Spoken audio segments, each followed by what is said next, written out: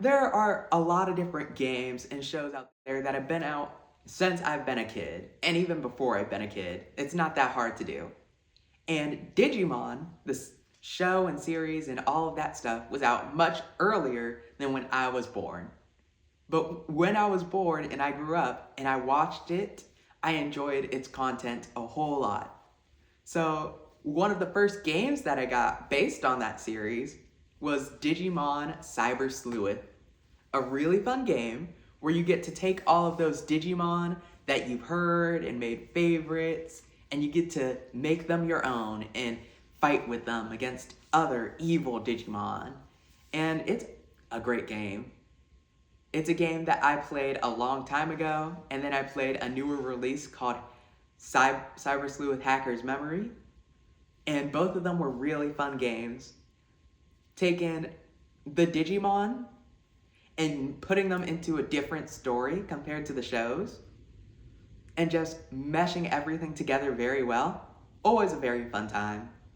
It's a game that has very fun characters, very fun Digimon you can use, has a giant selection. Like, it's a game where you can use 200 or more Digimon, which is a lot compared to some, and it is overall a great game to play.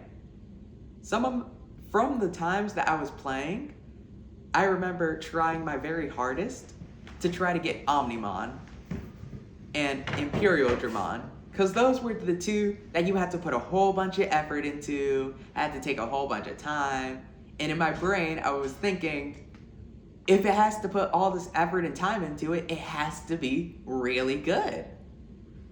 Turns out neither of them were that crazy good, but I still had a fun time, and it gave me some new favorite creatures to join the collection.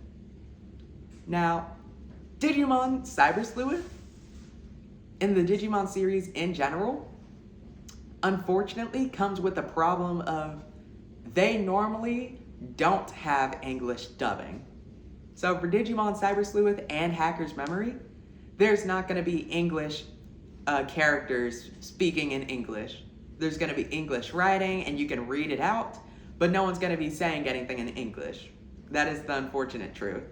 But besides that, everything else about it is really good. It's got really compelling story, really compelling gameplay, really compelling characters.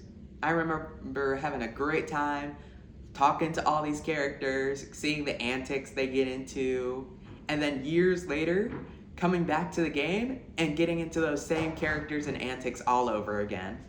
It's a great game, a great series, has some great moments in it, both emotional and funny, and it is a great thing to look forward to if you ever are looking for a game in the creature collection type.